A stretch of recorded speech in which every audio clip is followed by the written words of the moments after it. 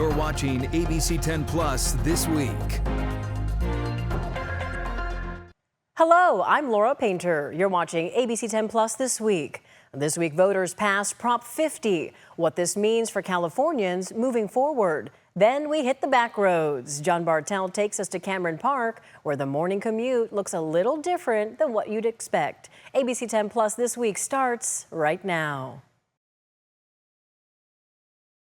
Keep in mind, the new congressional maps are changing the boundaries for a number of California's 52 House seats. That's right. It's leaving incumbents to decide which district they should run for in next year's midterm elections.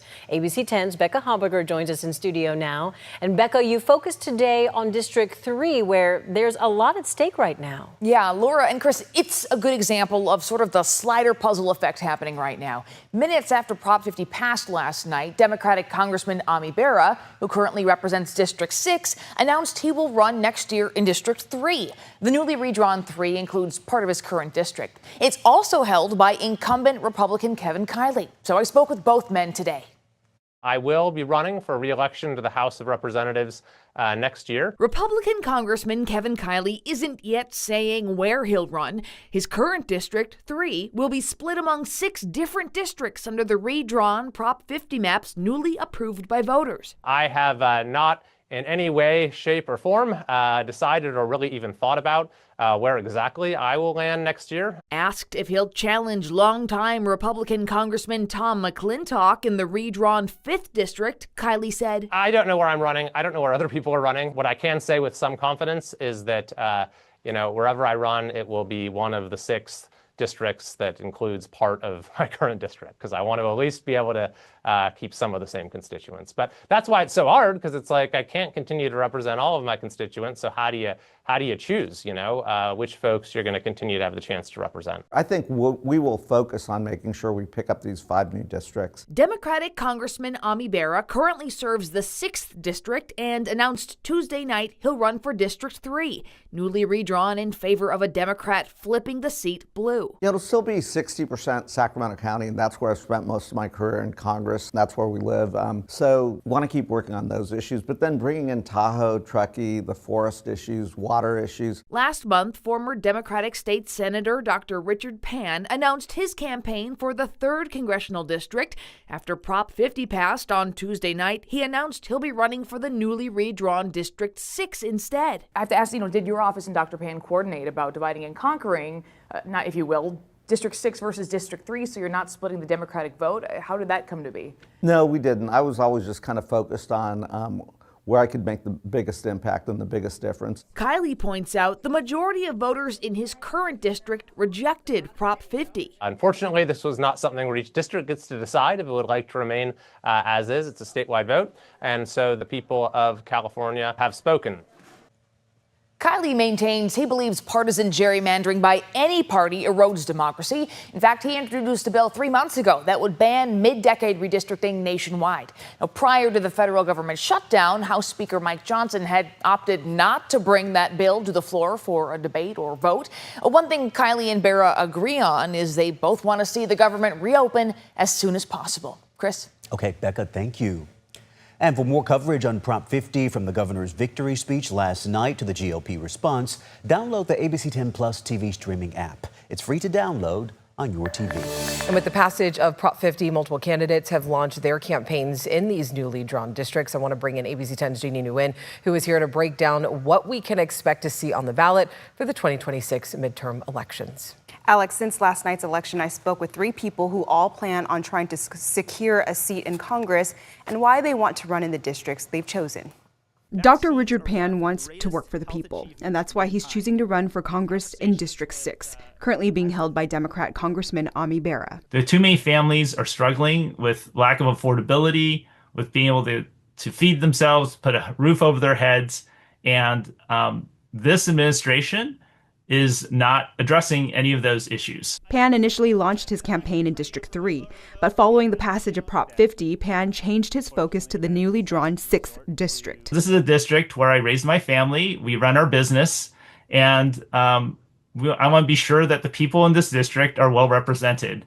And I did that in the state legislature, and I'm looking forward to doing that in Congress. Meanwhile, Republican Congressman Tom McClintock says he's deeply disappointed by the results of the election.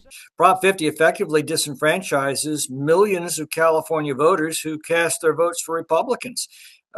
Even though Republican candidates got, 40% of the vote in the last election, they're likely to receive only about 8% of the congressional seats in this state. That is the opposite of democracy. Regardless of the changes, McClintock remains committed to his constituents in District 5 and will work to continue to serve them. 5th District that I represent is largely unchanged by this plan. About 80% of the population is the same. So, of course, I'll seek to continue to represent it in Congress. Over in District 7, Sacramento City Council member Mai Vang says Prop 50 is a huge win for working families. What we're seeing is that voters are choosing new leadership up and down the ballot. And that means that they're really done with the old politics that have failed working families, and they're ready for change. Democrat Congresswoman Doris Matsui is the incumbent, and Vang acknowledges the challenges in winning votes. But she says she's going to stay focused on her campaign and promises to the voters in District 7. Politicians that are backed by corporate PACs, backed by billionaires, we're seeing that they are starting to eye new congressional seats. And for us, we've been in this fight since the very beginning. And so we are still running for Congressional District 7. Some other announcements include Democrat Congressman John Garamendi, who is seeking re-election in District 8, where he currently represents. As spokesperson for Democrat Congressman Josh Harder says he will also be looking for a re-election in his current District 9, which went through a lot of changes with the newly redrawn maps. Tyler Vandenberg is also exclusively telling ABC10 tonight he's going to now run in District 6 after initially launching his campaign in District 3. I do want to add we reached out multiple times to Senators Angelique Ashby and Mike McGuire and Representative Doris Matsui, but we did not get any comments. Alex. All right, Jeannie, thank you for that update. Voters overwhelmingly approved Prop 50 last night during the November 4th special election. This means new congressional maps are expected to add 5 Democratic seats to the U.S. House of Representatives. Ballots are still being counted, so let's take a look at your screen right here at the latest numbers. With 76% reporting, we're seeing 64% going towards the yes vote and 36% going towards the no vote. Now, following this, the California Republican Party has announced it will sue Governor Gavin Newsom over Proposition 50, saying the measure is unconstitutional. ABC 10 State Matters political reporter Jenny Ha has been tracking the latest developments and is live at the Capitol with more. Jenny. Chris, Laura, good evening. This isn't the first legal challenge Proposition 50 has faced, but the question now is voters have weighed in. So how will the lawsuit affect the outcome of the election? But it was not just a victory tonight for the Democratic Party, it was a victory for the United States of America. Hours after Governor Gavin Newsom's victory speech, the fate of Proposition 50 is unclear. On Wednesday morning, the California Republican Party announced a lawsuit with one goal: to do away with the newly drawn congressional maps. The question before the courts will be which maps are the voters going to be voting on in 2026. The lawsuit alleges the redrawn maps, in the attempt to give Democrats a 5-seat advantage, gerrymander by race, favoring Hispanic and Latino voters. The attorneys say this is a violation of the Voting Rights Act, which allows for race-based redistricting only when that there is a problem of racism, that there's a problem that the majority is preventing the minority from being elected. Mark Moiser says that problem doesn't exist in California. Political data expert Paul Mitchell spearheaded redrawing the maps. It's one thing to challenge a redistricting plan and say this plan was passed in the dead of night. In this case, you have a redistricting map that was voted on by the public. Mitchell declined to address specifics of the lawsuit, but says his focus was the goal of pushing back on Texas. No more, no less. That partisan goal is what drove our districting process. Legislative analyst Chris McKaylee agrees, saying there are multiple studies that show the new maps don't change racial representation. Don't favor a particular minority group of voters. And so I think they've got a high hurdle to overcome.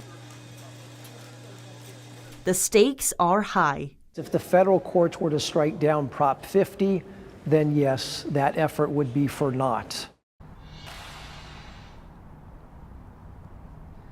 and the lawyers say that they're pushing for a decision to be made by the 2026 candidate filing period, which starts next month.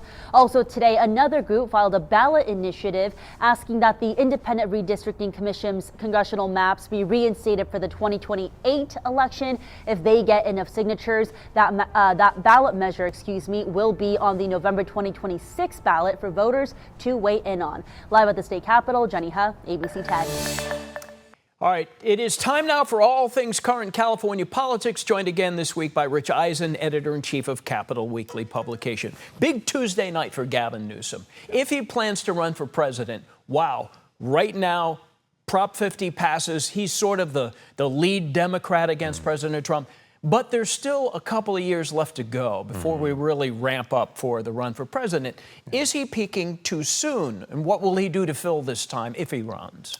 Well, I guarantee you it's something he's been thinking about. So I think there's any number of things, but I would be very surprised if he did not transition into some kind of a media position. That's why he's been, working on his podcast, going on other podcasts. He's always been very encouraged to go on all of the national media, much more than he's ever interacted with any of us poor slobs here in the California Capitol.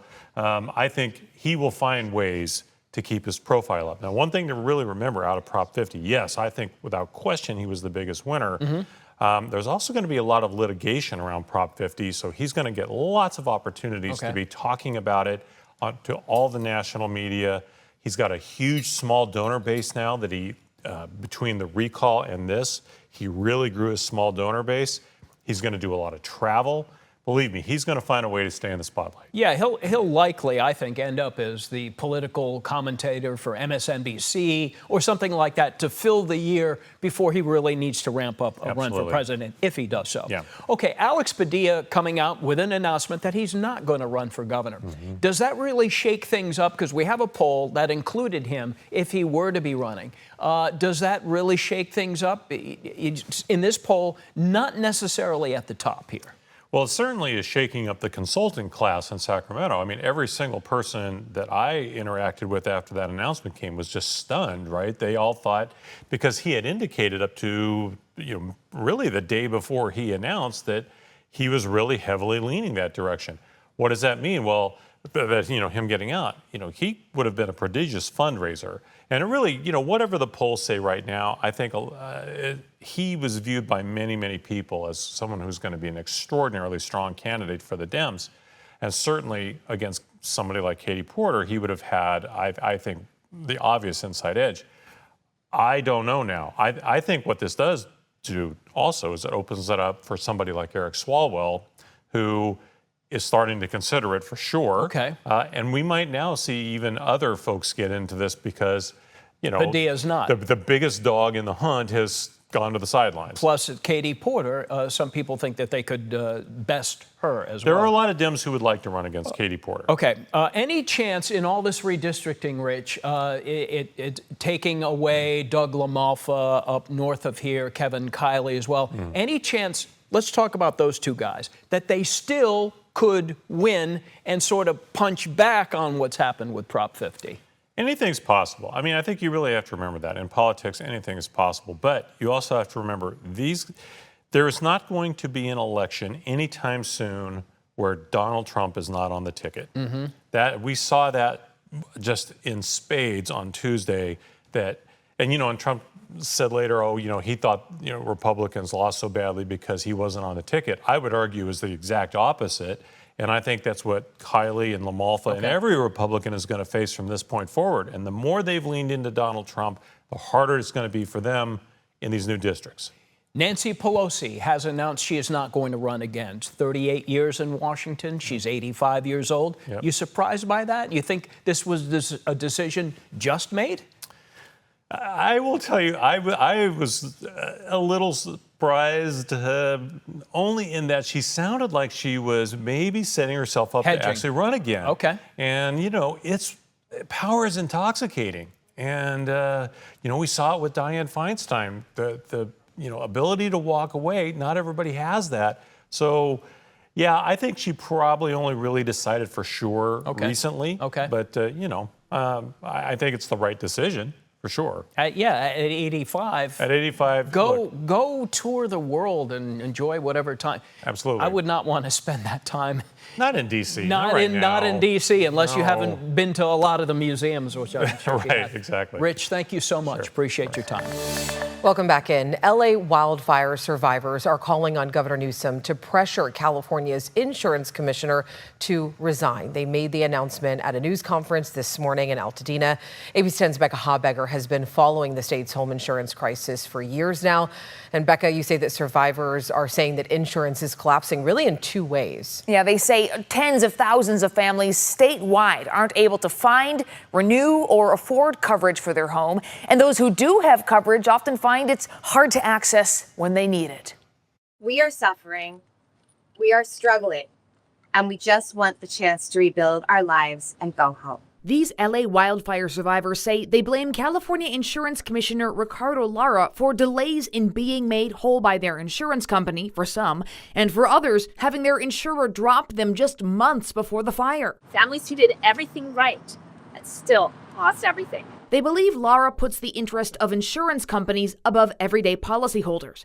They point to a new investigation from the New York Times, which says insurance companies exploited loopholes in the commissioner's regulatory reform called the Sustainable Insurance Strategy. As part of it, ABC 10 has reported on extensively, the commissioner gave insurance companies changes they've been wanting for years, but only if those companies agreed to write more policies in wildfire-stressed areas. He announced the plan in 2023.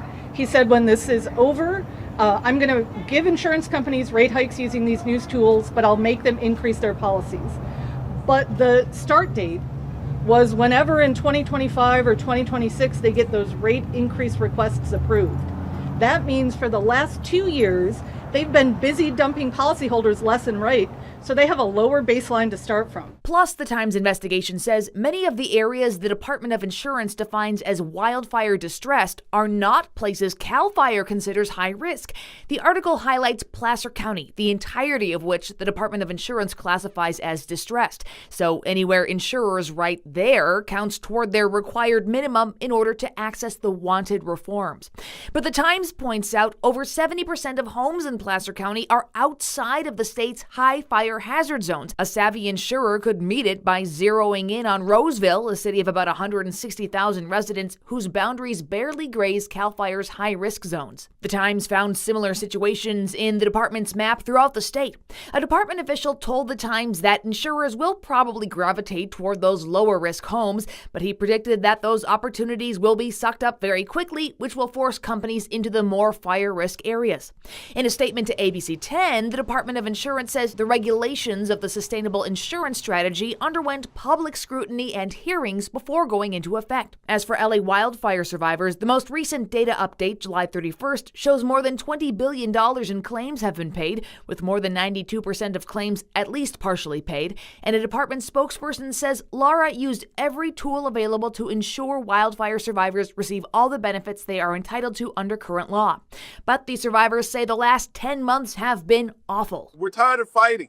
Being denied benefits, being denied what you paid for is insane. Again, survivors are calling on Governor Newsom to pressure Commissioner Lara to resign. So I reached out to the governor's office to ask if Lara still has his backing. I did not hear back by deadline. Alex. All right, Becca, thank you for that update.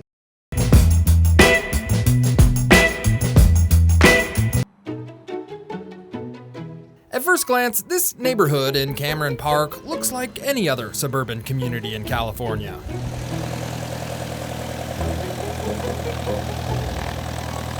But if you drive down Boeing Road, you'll notice something very different about this neighborhood. Why are there so many planes here on everyone's front lawn? Because we're spoiled brats and we get to live with our airplane. This is Air Park, a suburban community built for pilots. Your guys' morning commute, you may just see an airplane in front of you. Oh, sure, absolutely. There's several people I know that commute to the Bay Area daily. Julie Clark is one of about 128 homeowners in Air Park, and she's kind of a legend in the aviation community.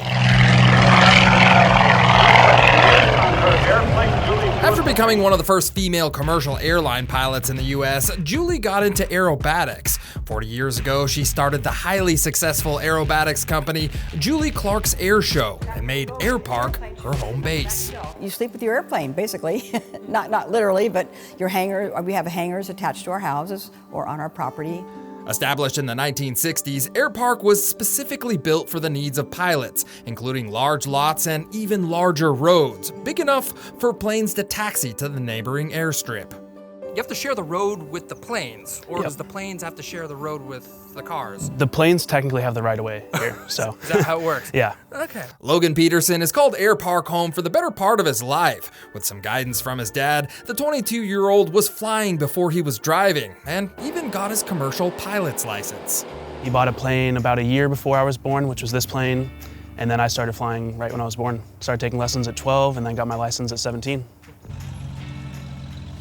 There's about 100 aircrafts in Air Park, and for the average homeowner, the noise from those aircraft engines can be pretty loud, but not for Carl Gremlich. You know, it's amazing. People near airports complain about noise. I tell everyone we pay extra for the noise. Carl's a former Air Force squadron commander who flew B-52s, one of the military's largest bombers, but he moved to Air Park so he could fly his historic Chinese Nanchang Warbird with other like-minded pilots. But it's really fun, just being able to sit with your airplane, take it out whenever you want, and then come back here and just relax and talk to all the other pilots. Over at the edge of Air Park's runway is a viewing area where, on any given day, spectators like Ronnie Lee can witness an impromptu air show. And then I seen 2 planes coming up, flying, 5, 6 planes, and we enjoyed it. It was cool. Yeah, life at Air Park is cool for both the residents and spectators, but there is a downside. Space for new homeowners is limited, according to realtor Mike Brewer. An Air Park property a little bit more expensive than maybe a normal residential? I'd say so by maybe 30-35% because the scarcity of the property. You know, we've only got as many homes as we're ever going to have here, except for excluding the lots. There may be limited space at Air Park, but that doesn't mean pilots don't want visitors. The sound of an unfamiliar aircraft is always welcome. I'm so funny. The minute I hear something that I know is unique, I come running out because I have to see it. Yeah, and I'm still that way in my old age. From the Air Park in Cameron Park, California, I'm John Bartel. Hope to see you on the back roads.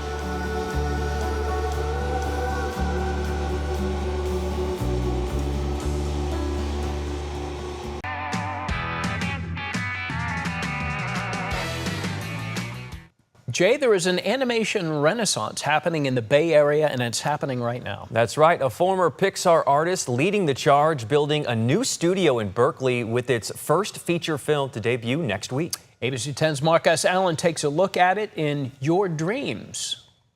Yeah, good morning. I'm so excited to talk about this movie for a multitude of reasons. It's great for the whole family, and it's got Northern California roots. Often we go over to Pixar for the day and date opens of their movies.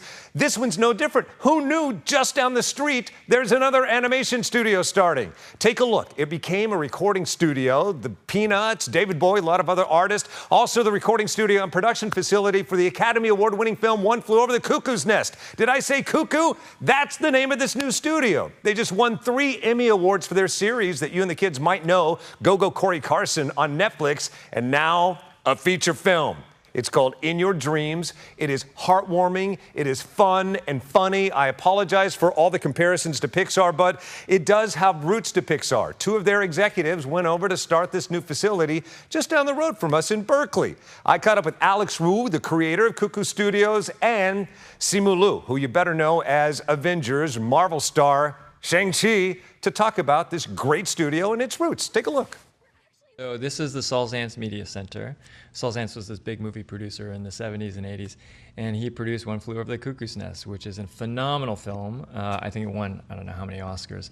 But yeah, when I found out this building had space available, I just thought it's meant to be, because our company's name is Cuckoo Studios. He produced this incredibly legendary film, One Flew Over the Cuckoo's Nest, so the overlap was just... They quickly got Academy Awards. You quickly got Emmy Awards. Yeah, so there must be something in the building. Yeah, so let's talk about this movie and the dreaming and the fulfillment of dreams and also bringing family together. Yeah, I mean, I think we were really excited when we came up with the film. We always wanted to do a film in the dream world, especially in animation. I mean, obviously in live action you have Inception, which is one of the greatest dream movies of all time. But there hadn't really been anything in the animated space that explored dreams in a really compelling way. And so we knew we wanted to tell a story in this space, but it was really challenging because in a dream anything can happen, and when anything can happen, nothing really means anything. So how do you give a dream movie stakes? And so we combined it with this really personal, grounded story that was sort of based off of my own life. So when I was a kid, like 6 or 7 years old, my mom, I woke up one morning and she sort of was at the front door and she had her bags packed and she had to gently explain to me and my brother that she had to go away for a little while and figure things out for herself and for our family. And as a kid, it was really scary for us, and I just wanted to keep my family together. I remember that feeling so deeply. And when I told this story to my team, they were like, that is really juicy. That's such a rootable want for a character. And so we combined that sort of intimate, personal, grounded human story with this big, fantastical world of dreams, and that's what gave birth to In Your Dreams. And it's beautiful. It's an instant classic. You've seen it probably now for one of the first times. What's your reaction once you see what you did brought to life? Yeah, well, I mean, Dad really, for the most part, exists in the real world. So really anything that takes place in the dream world was pretty new to me, and so I was just really blown away by it, because up until then I had been recording this like very grounded like family drama with a mom and a dad and 2 kids, and then all of a sudden it's like Baloney Tony, Laser Farts, Breakfast Town, and I was like, wait, did I even make this movie? It was a lot of new and fun things, but yeah, one of the things that really struck me when I first read the script was just how it reminded me of all those amazing movies that I loved as a kid. The Pixar, and it really lends itself to Alex's work experience, and he spent a decade at Pixar as a story lead and story editor, and like you really, I think, feel it in the way that this movie takes all of these fantastical elements but manages to ground it in human emotion and real things, and really it's an incredible experience to just be a part of. So grounded, so real. Do you hear that? Shang-Chi just said laser farts. By the way, I did ask him, there's a new Avengers movie in the makes, and I said, can you give me some dirt on that? And he said, In Your Dreams. Essentially was not going to answer it. Speaking of In Your Dreams, November 14th on Netflix. I highly recommend it for the whole family. If it feels like Pixar, it's Pixar adjacent and created in our own backyard. Thanks so much for watching ABC 10 Plus this week. We're here 24/7 on the free ABC 10 Plus TV streaming app. You can get your local news and weather anytime, anywhere. I'm Laura Painter. Take care. I'll see you next time.